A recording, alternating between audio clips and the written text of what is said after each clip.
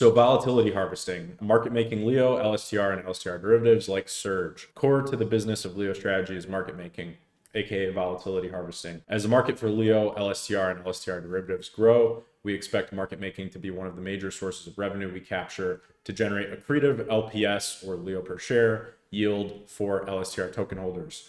Permanently accumulating LEO using the profits from market arbitrage, cross-chain LEO pairs, and then they listed LEO, heLEO, bLEO, and pLEO, LSTR pairs, LSTR-LEO, LSTR order book, wrapped LSTR in the future, Surge pairs, Surge LEO, Surge order book, wrapped Surge in the future. And I know when it comes to wrapped tokens and LSTR, the talk of the board right now is putting all this stuff on Solana and using essentially copy pasting the bridge technology that we've built for LEO, for bLEO, pLEO, etc., and then using it to create something like a Solana version of LSTR, Solana version of Surge that can be bridged seamlessly between Hive Engine and Solana. So this would actually expand the whole LEO economy over to Solana. And I think there's a lot of kind of degen activity on Solana that LeoStrategy can definitely tap into and find a lot of institutional investors as well that might be interested in essentially a micro strategy, which is MicroStrategy on a very small scale, doing it with LEO as opposed to doing it with Bitcoin. Pretty interesting there. And then they've talked about the LEO volume, which is $1.12 million in the past 30 days, and the LSTR volume, which is $84,000 in the past 30 days. Surge volume, in the way again, let me go back up here. Surge volume says TBD, trading launches after the pre-sale sells out. So what you're seeing here, and I find this to be probably the most interesting part of LeoStrategy now and in the future, and I know that this is like the number one focus on their roadmap right now, is market making, because market making is such a big economic activity. It can create a ton of revenue. It can create very outsized revenue relative to how big the company is. If you think about it, if you have a few market makers on a few different pairs that are working very well, you could be generating tens of thousands, hundreds of thousands of dollars every single month. So a lot of that is dependent on the volume of the things you're market making. So what LeoStrategy is doing really well here is they've got the LEO market, and then they're working on, I know, the cross-chain LEO pairs like heLEO, bLEO, and pLEO, which, by the way,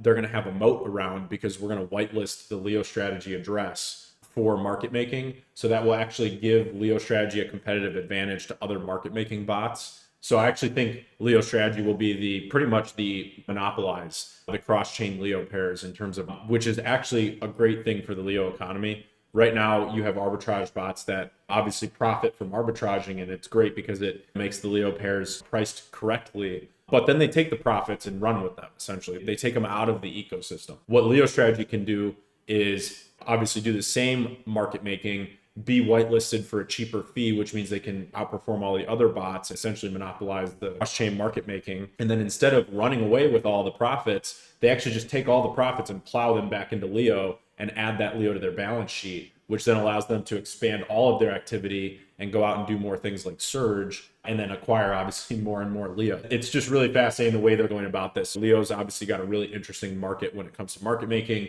And then LSTR now has the LSTR LEO pair and the LSTR order book. So that's two things that can be arbitraged, and markets can be made with those. And the volume, as you can see, 84,000 in the last 30 days. LSTR has only been on the open market for, I think, less than 30 days because of I don't remember the exact day the initial sale sold out. I believe it was sometime 2-3 weeks ago, something like that. LSTR has been live in the open market for like less than a month. It's already doing 84,000. And then Surge volume, when Surge sells out, I think, in my opinion, I think Surge actually will trade more volume than LSTR, or at least pretty close to it. A big reason for that is the LSTR pool was seeded with $5,000, and the Surge pool is going to be seeded with $50,000. So I think that alone is going to have a pretty big impact on trading volume. So you combine all these trading volumes and then potentially other derivatives in the future down the road, and now you actually have, because when the Surge sells out, now you've got two more pairs that are added to the market making potential of LeoStrategy. So now you've got, how many pairs is that? 1, 2, 3, 4, 5, 6, 7, 8, 9. So you've got essentially 9 different pairs, and then add on top. Then also, by the way, I didn't even count all the different Hive Engine pools for LEO there's a ton of pools for LEO on Hive. So really, you've got north of 10 different trading pairs that can be arbitraged by LeoStrategy and can be done with a moat. Since obviously between LEO and LSTR derivatives, LeoStrategy is going to have essentially a monopoly on all when it comes to market making. All that